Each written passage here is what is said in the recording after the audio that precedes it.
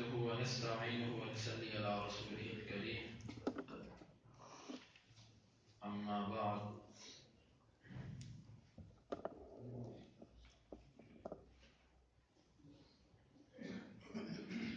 باب إتمام التكبير في الركوع.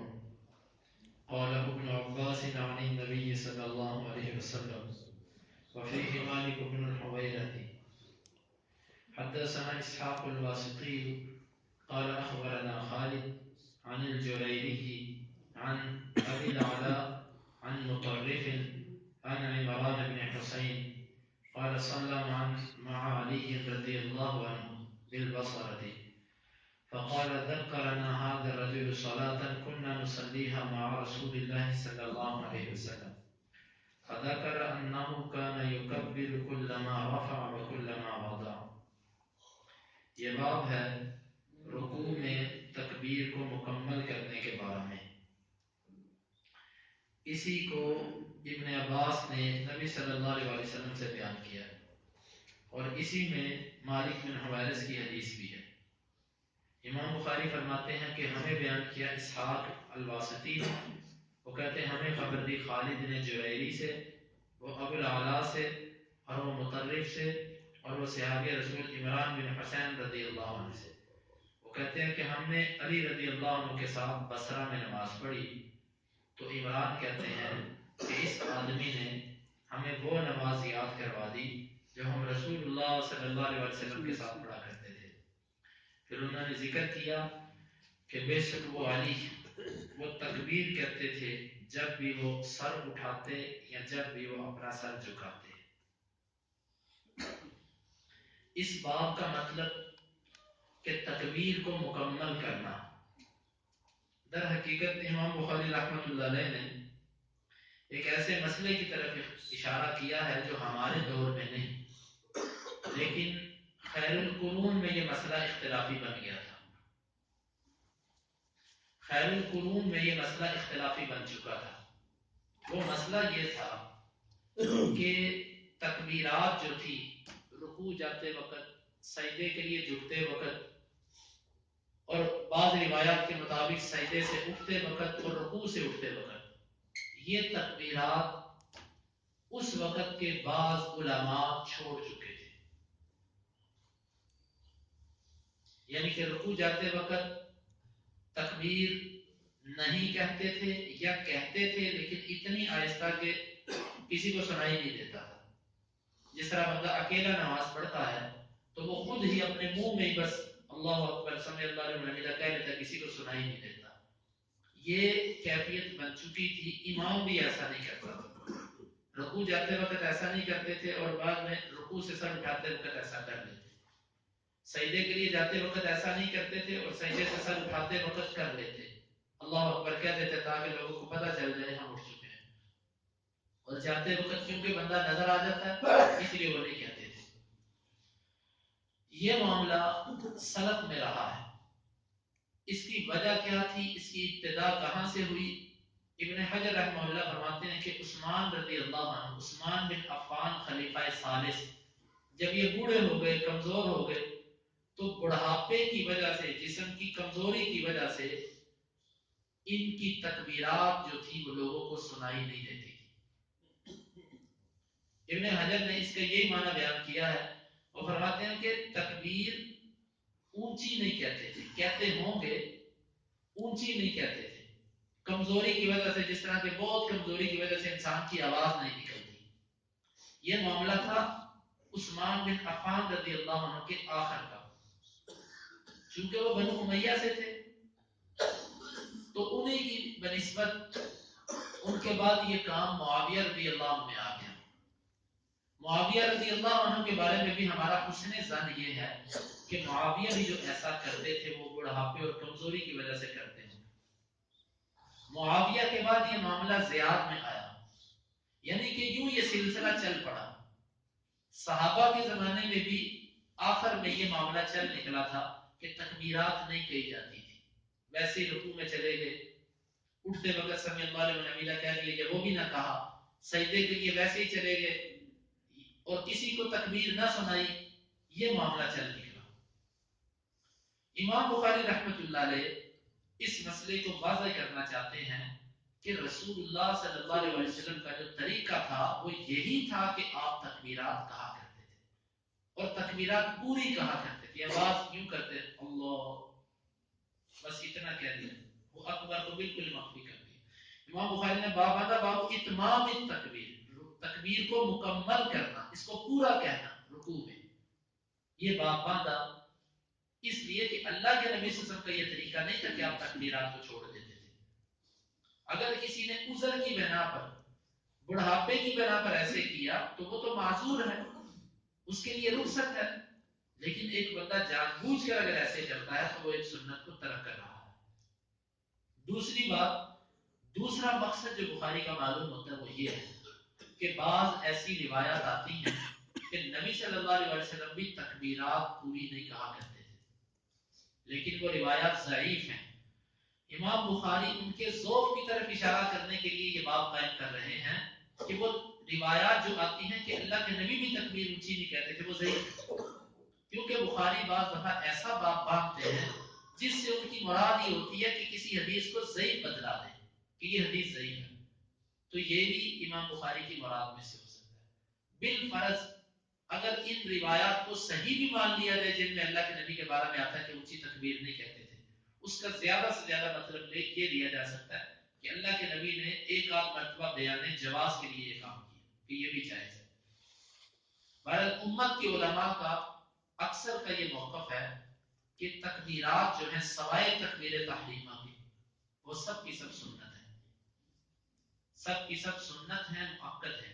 अगर कोई बंदा इन तकबीरात को नहीं कहता तो ये नहीं कहा जाएगा कि इसने नमाज को कोई रुकन छोड़ दिया। जिस तरह के उस्मान रज़ी अल्लाह अन्हु के आखिर में मुआविया के और ज़ियाद इन सब के बारे में जो आता है, सहाबा भी मौजूद थे तो किसी ने दूसरे पर ये फतवा नहीं लगाया कि तुमने एक रुकन का तरक किया है, तुमने फर्ज का तरक किया, किसी ने दूसरे पर फतवा नहीं लगाया। सिर्फ जो तकबीर तहरीमा है, पहली तकबीर, ये वाजिब है और बाकी जो तकबीरात हैं ये सुन्नत की हैसियत रखती है। लेकिन इमाम अहमद बिन हंबल रहमतुल्लाह अलैह और इसी तरह बाज़ अहले ज़वाहिर के नज़दीक ये जो बाकी तकबीरात हैं ये भी वाजिब है।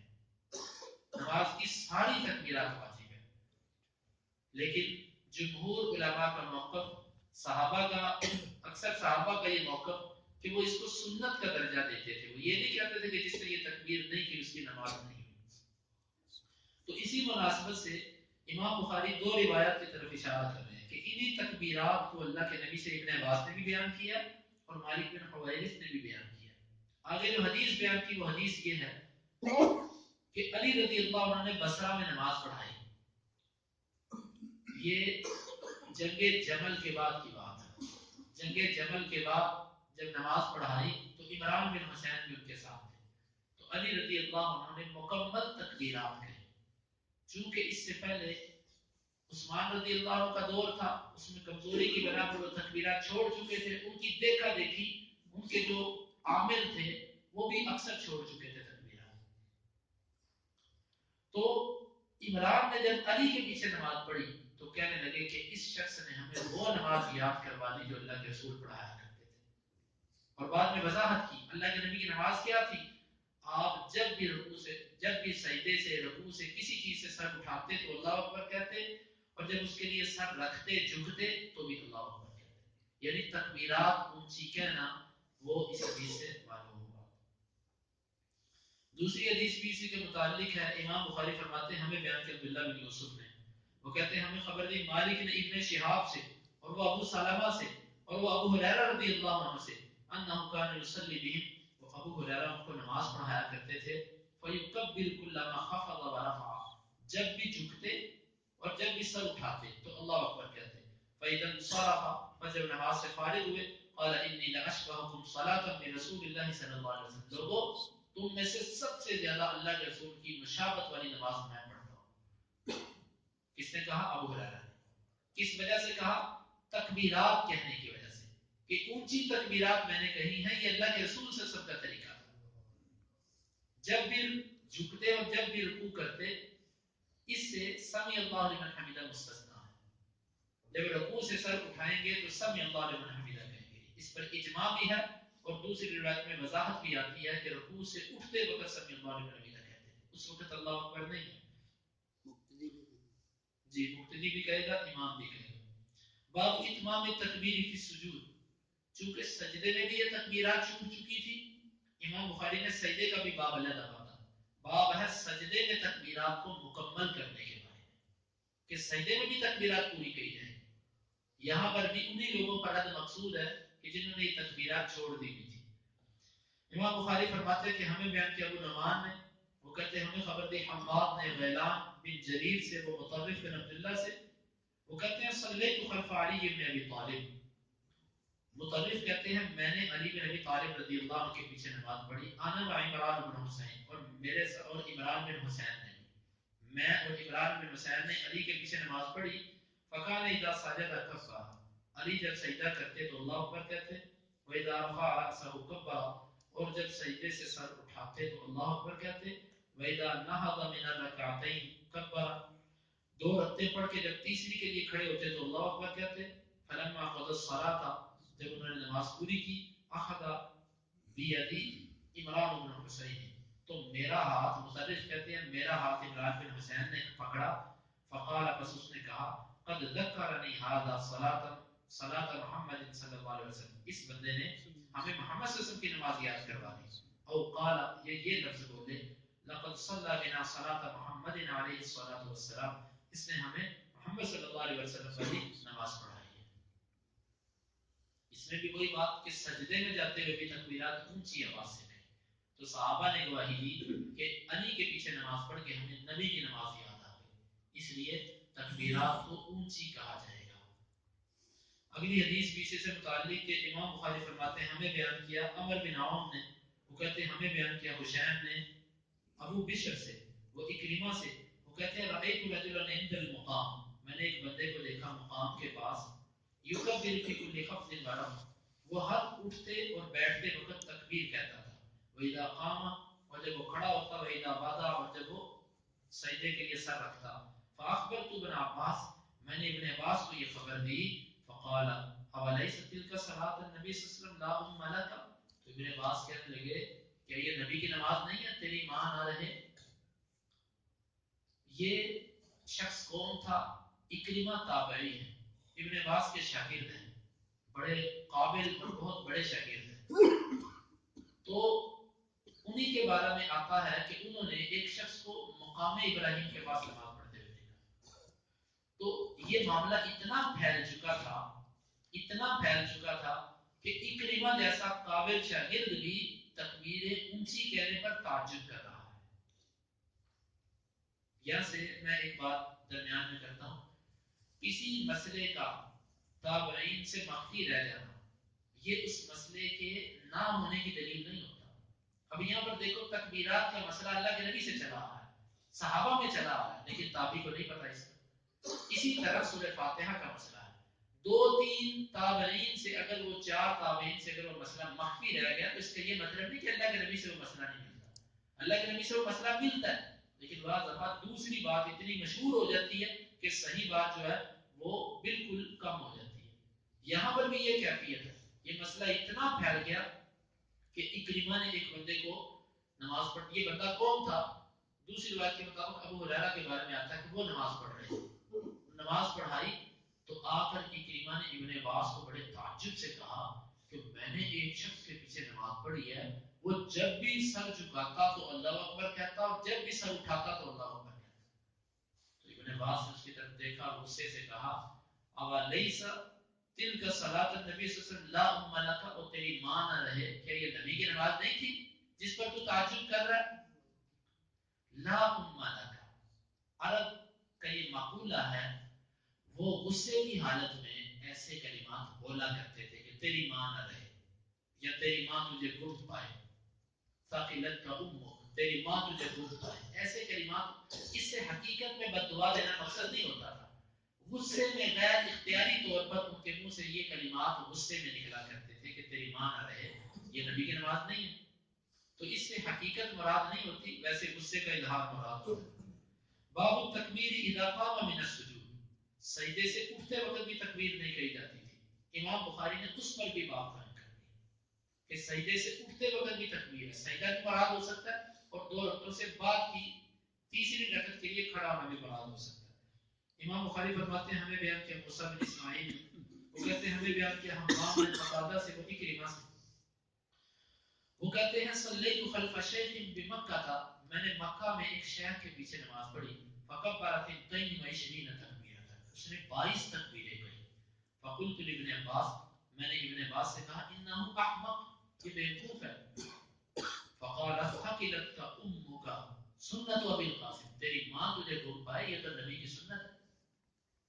یہ مسئلہ اتنا پھیل چکا تھا کہ اکرمہ جیسا تابعی جو سنت پہ عمل کر رہا ہے اس کو احمق کہہ رہا ہے، اور یہ شیخ کون تھے؟ ابو ہریرہ تھے۔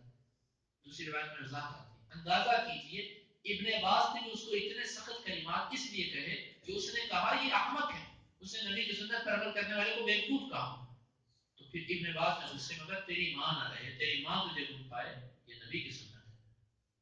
22 تکبیرات کیسے بنتی ہیں؟ تکبیر تحریمہ اور تیسری رکعت کے لیے جب کھڑے ہوا جاتا ہے، یہ 2 تکبیرات نکال کر ہر رکعت کے اندر 5 تکبیریں ہوتی ہیں، یوں 22 تکبیرات بنتی ہیں۔ دیکھیں تکبیر تحریمہ 1، رکوع جاتے وقت 2، رکوع سے سر اٹھاتے وقت 3، سجدے کے لیے جھکتے وقت 4، سجدے سے سر اٹھاتے وقت 5، اور پھر سجدے کے لیے جاتے وقت 6۔ یہ تکبیر تحریمہ کو نکالو تو باقی 5 بچتی ہیں۔ پھر جب سجدے سے سر اٹھایا تو 1 رکعت کے لیے کھڑے ہو گئے، پھر رکوع کے لیے گئے 2، رکوع سے سر اٹھایا 3، سجدے کے لیے گئے تو 4، سجدے سے سر اٹھایا 5، پھر سجدے کے لیے گئے تو 6۔ اس میں سمیع اللہ لمن حمدہ کو نکال دیں کیونکہ وہ تکبیر نہیں۔ اور اسی طرح دوسری رکعت کے تیسری رکعت کے لیے جب کھڑے ہوتے ہیں تو اس وقت 1 تکبیر، اور پھر تیسری رکعت کی تکبیرات بھی گن لیجئے، 1 تکبیر اٹھتے وقت، 1 تکبیر رکوع جاتے وقت، پھر سجدے کے لیے جاتے وقت، پھر سجدے سے اٹھتے وقت، پھر سجدے کے لیے جاتے وقت، اور پھر سجدے سے اٹھتے وقت، یعنی کہ یوں ہر رکعت میں آپ گن لیں، خود گن لیجئے سمیع اللہ لمن حمدہ کو نکال کر ہر رکعت میں 5 تکبیرات بنتی ہیں۔ اور اس میں اگر آپ تکبیر تحریمہ اور تیسری رکعت کے لیے کھڑے ہوتے وقت تکبیر اس کو بھی شمار کریں تو 4 رکعتوں کے اندر 22 تکبیریں بنتی ہیں۔ تو اکرمہ نے ان 22 تکبیرات کو پڑھتے ہوئے سنا تو تعجب کیا، بڑے سخت کلمات بولے، ابن عباس نے اس سے سخت کلمات کہہ کر اس پر رد کیا۔ اس سے یہ بھی معلوم ہوا کہ جو نبی کی سنت کے بارے میں ایسے کلمات بولے، چاہے لاعلمی کی وجہ سے بولے، اس بندے پر سخت کلمات کے ساتھ رد کیا جا سکتا ہے۔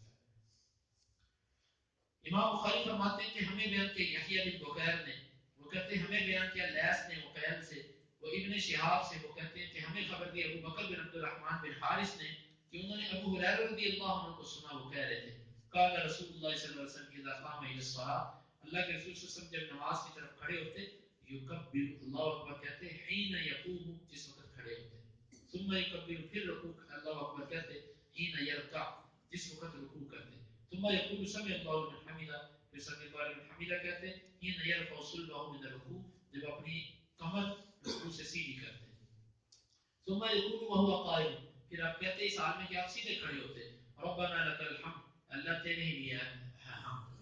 قال عبداللہ بن صالح عن الليث ولك الحمد، عبداللہ نے جب صالح سے بیان، عبداللہ بن صالح نے جب لیث سے بیان کیا، اس نے واو کا لفظ بھی ساتھ بولا، ولك الحمد۔ ثم يكبر حين يحوي، پھر اللہ اکبر کہتے جب جھکتے، ثم يكبر حين يرفع رأسه، پھر اللہ اکبر کہتے جب سر اٹھاتے، ثم يكبر حين يسجد، پھر جب سجدے کے لیے جاتے اللہ اکبر کہتے، ثم يكبر حين يرفع رأسه، پھر اللہ اکبر کہتے جب اپنے سر کو اٹھاتے، ثم يفعل ذلك في الصلاة كلها، پھر اپنی ساری کی ساری نماز میں یوں کیا کرتے تھے، حتى يقضيها، یہاں تک کہ نماز کو پورا کر دیتے، ويكبر حين يقوم من الثنتين بعد الجلوس، اور اتحیات بیٹھنے کے بعد 2 رکعتوں کے بعد جب کھڑے ہوتے تو بھی اللہ اکبر کہتے۔ اس حدیث سے چند باتیں اور بھی معلوم ہوئی۔ پہلی بات تو یہ ہے کہ نبی صلی اللہ علیہ وسلم کی حدیث میں جو پیچھے آتا ہے کہ ہر اٹھتے بیٹھتے وقت اللہ اکبر کہتے ہیں، یہاں پر اس کی وضاحت آ گئی کہ وہ کون کون سی جگہ ہے جہاں پر اللہ اکبر کہتے ہیں۔ اس میں اجمال تھا اور اس حدیث میں تفصیل ہے. دوسری بات کہ ہمارے ہاں اکثر یہ غلطی مشہور ہے کہ امام بالکل سیدھا کھڑا ہو کر کہتا ہے سمیع اللہ لمن حمیدہ. حدیث کے اندر کیا آتا ہے؟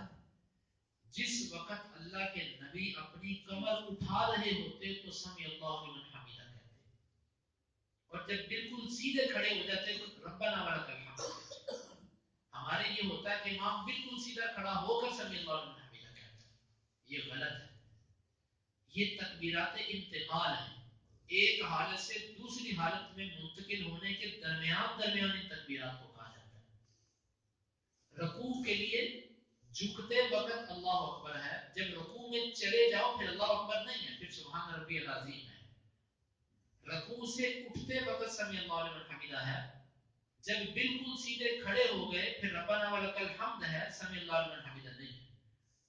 سجدے کے لیے جھکتے وقت اللہ اکبر ہے، جب سجدے میں چلے گئے پھر سبحان ربی الاعلیٰ ہے، پھر اللہ اکبر نہیں ہے. سجدے سے اٹھتے وقت اللہ اکبر ہے، جب سجدے سے اٹھ گئے پھر اللہ اکبر نہیں ہے، پھر اور دعا ہے. ہر مقام کی اپنی دعا ہے. یہ جو تکبیرات ہیں ان کو تکبیرات انتقال کہا جاتا ہے. ایک حالت سے دوسری حالت میں منتقل ہونے کے دوران اس تکبیر کو کہنا ہوتا ہے. لیکن ہمارے ائمہ اکثر اس معاملات میں غلطی کرتے ہیں کہ رکوع میں جا کر کہیں گے اللہ اکبر، بالکل کمر سیدھی کر کے کہیں گے سمیع اللہ لمن حمیدہ، سجدے میں جا کر کہیں گے اللہ اکبر. یہ غلط ہے. حدیث میں اس کا رد ہوتا ہے. لفظ سنیے آپ، حین یحوی، جس وقت جھکتے یا جس وقت سر اٹھاتے اس وقت اس تکبیرات کا ذکر ہے، اور یہ تکبیرات اسی وقت میں کہنی چاہیے. تو یہ نبی صلی اللہ علیہ وسلم کی نماز کا طریقہ تھا جو صحابہ نے تفصیلاً بیان کیا اور ہم تک یہ پہنچا. اللہ رب العزت سے دعا ہے کہ اللہ تعالیٰ کتاب و سنت کو سمجھنے کی اور اس پر عمل کرنے کی توفیق عطا فرمائے. اللهم انفعنا بما علمتنا وعلمنا ما ينفعنا وزدنا علما. اللهم اقسم لنا من خشيتك ما تحول به بيننا وبين معصيتك، ومن طاعتك ما تبلغنا به جنتك، ومن اليقين ما تهون به علينا مصائب الدنيا. متعنا اللهم بأسماعنا وأبصارنا وقواتنا أبدا ما أحييتنا، واجعله الوارث منا، واجعل ثأرنا على من ظلمنا، ولا تجعل مصيبتنا في ديننا، ولا تجعل الدنيا أكبر همنا ولا مبلغ علمنا، ولا تسلط علينا من لا يرحمنا. وآخر دعوانا أن الحمد